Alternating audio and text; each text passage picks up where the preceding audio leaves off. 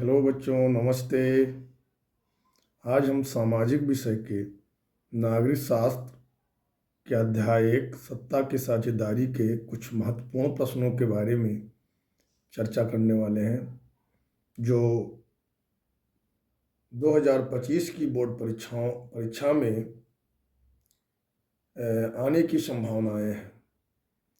बच्चों, जिसे अध्याय का जो नाम है सत्ता की साझेदारी, तो इसी टॉपिक पे प्रश्न बनते हैं जो महत्वपूर्ण हैं।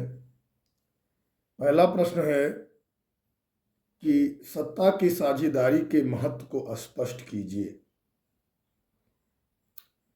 अथवा सत्ता की साझेदारी लोकतंत्र की आत्मा है, इस कथन की विवेचना कीजिए।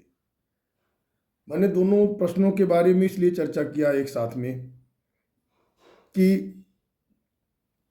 लगभग में दोनों के उत्तर समान होते हैं कि सत्ता की साझेदारी के महत्व को स्पष्ट करने के लिए या सत्ता की साझेदारी लोकतंत्र की आत्मा है। तो इन दोनों प्रश्नों के बारे में हम पहले चर्चा करते हैं। सबसे पहले हम बात करते हैं लोकतंत्र की आत्मा। लोकतंत्र की आत्मा का क्या अर्थ है? तो ये कहा गया है कि लोकतंत्र में सत्ता को उन सभी लोगों के बीच बांटा जाता है जो इस शासन व्यवस्था के अंतर्गत आते हैं। मतलब कहने का तात्पर्य है कि लोकतंत्र में सत्ता को उन सभी लोगों में विभाजित किया जाता है, मीन्स बांटा जाता है, जो लोग इस शासन व्यवस्था के अंतर्गत आते हैं।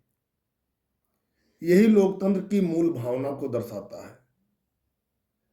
जो सत्ता की साझेदारी है, तो लोकतंत्र में यही चीजें बात कही जाती हैं कि जो लोग इस व्यवस्था के अंतर्गत हैं उन सभी के बीचों में सत्ता का बंटवारा होना चाहिए।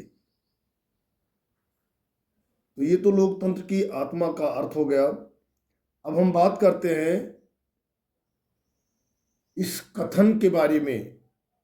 इस कथन और महत्व दोनों के बारे में बात करेंगे एक साथ। दोनों एक ही चीज है जो महत्वपूर्ण है, जिसमें ये कहा गया कि इसमें सामाजिक समूहों के बीच टकराव की आशंका कम होती है। यानी सत्ता की जो साझेदारी होती है, तो इस साझेदारी के कारण से जो सामाजिक समूह होते हैं ये आपस में टकराने की संभावनाएं इसमें कम होती हैं।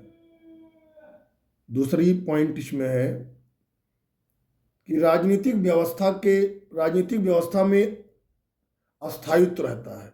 जो राजनीति है इस व्यवस्था में क्या होता है? अस्थायित्व होता है, क्योंकि जब कई समूहों के सहयोग से सरकारें बनती हैं तो सरकार जो है अस्थायी रहती है, इतनी जल्दी वो भंग नहीं होती, सरकार गिरती नहीं है। तीसरा पॉइंट है, इसमें ये कहा गया है कि सत्ता का केंद्रीकरण नहीं होता है। मतलब किसी एक ही व्यक्ति के हाथ में सत्ता नहीं होती है। और चौथी पॉइंट है, इससे यह सुनिश्चित होता है कि सभी वर्गों की आवाज़ सुनी जाए। यानी सत्ता के साझेदारी से यह सुनिश्चित होता है कि जितने भी वर्ग हैं उन सभी वर्गों का इस शासन व्यवस्था में साझेदारी है, और इसी के कारण से उन सभी की आवाज़ें सुनी जाती हैं और उनके हितों का प्रतिनिधित्व भी किया जाता है। जो और लोग भी हैं तो उन सभी के हितों का प्रतिनिधित्व होता है। अगला पांचवा जो है पॉइंट है, यह जातीय और सांस्कृतिक विभिन्नताओं के जो झगड़े होते हैं उन झगड़े को सुलझाने में बहुत महत्व होता है और यह उसका एक अच्छा तरीका माना जाता है। तो कहने का तात्पर्य यही है कि सत्ता की जो साझेदारी है उस साझेदारी में इन सारी बिंदुओं पर जो हमने चर्चा किया है ये बहुत महत्वपूर्ण होते हैं।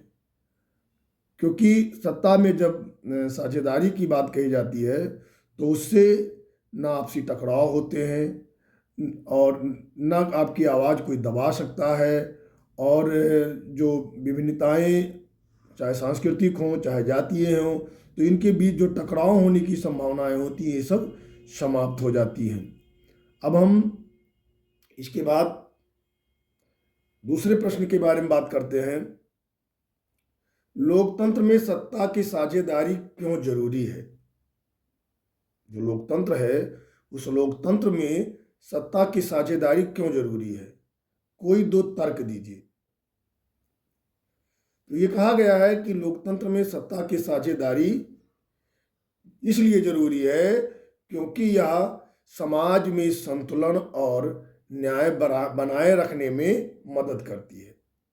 मतलब कहने का तात्पर्य यही है कि अगर सत्ता में साझेदारी है तो वहाँ पर जो समाज है तो उसमें संतुलन बना रहेगा और न्याय व्यवस्था भी बनी रहेगी, जिससे जब ये दोनों चीज़ें बनी रहेंगी, न्याय व्यवस्था भी बनी रहेगी और समाज में संतुलन बना रहेगा, तो इससे क्या होगा कि शांति व्यवस्था भी बनी रहती है। शांति व्यवस्था में कोई समस्या नहीं उत्पन्न होती है। अब हम बात करते हैं इसके दो तर्क के बारे में। तो तर्क नंबर 1, पहला तर्क है कि सत्ता की साझेदारी में समाज में समानता और न्याय सुनिश्चित होता है।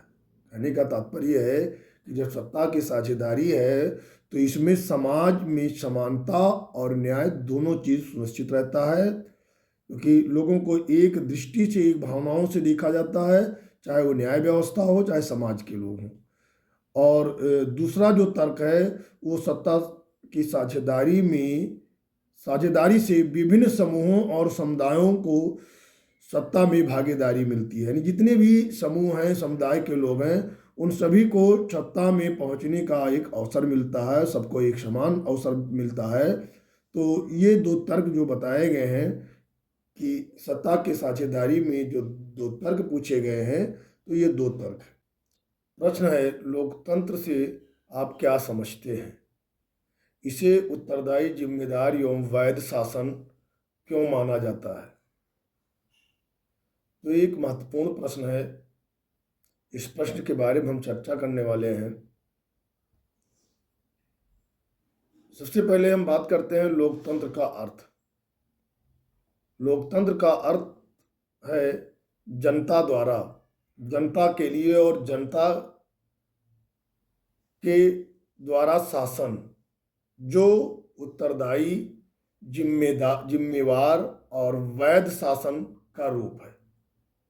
मतलब कहने का तात्पर्य है कि जनता के द्वारा चुनी जाती है सरकारें, जनता के लिए चुनी जाती हैं और जनता के द्वारा शासन भी किया जाता है, जो एक उत्तरदायी होता है, जिम्मेवार होता है और वैध होता है।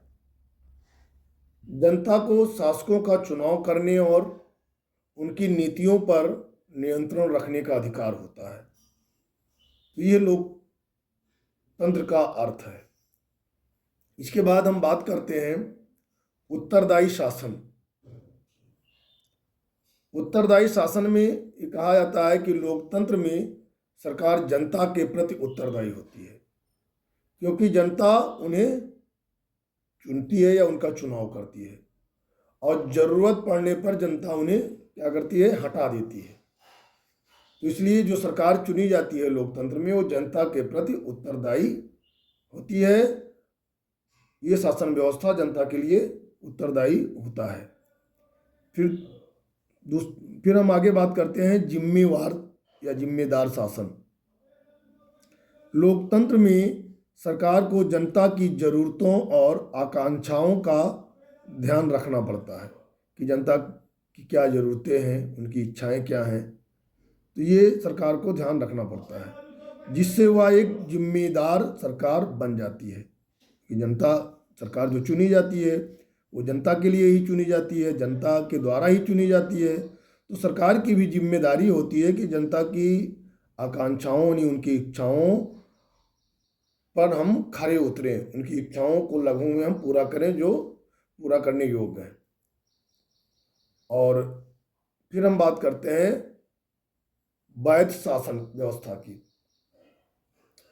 लोकतंत्र में सरकार को जनता द्वारा चुना जाता है, तो इसलिए यह एक वैध सरकार होती है, क्योंकि चुनाव कौन करती है? जनता करती है। तो जब जनता चुनाव करती है तो एक वैध सरकार मानी जाती है, क्योंकि वो एक लोकतंत्र के माध्यम से चुनाव होता है, चुनाव में निष्पक्षता होती है और हर नागरिक जाकर के वोट डालता है, तो इसलिए ये सरकार वैध मानी जाती है। तो बच्चों, ये जो एक प्रश्न है, ये एक बहुत महत्वपूर्ण प्रश्न है, तो इसके बारे में आप अच्छे से तैयार कर लीजिए, जिससे आपकी जो परीक्षा होने वाली है 2025 की, ये परीक्षा आपकी अच्छी रहे और अच्छे अंकों के साथ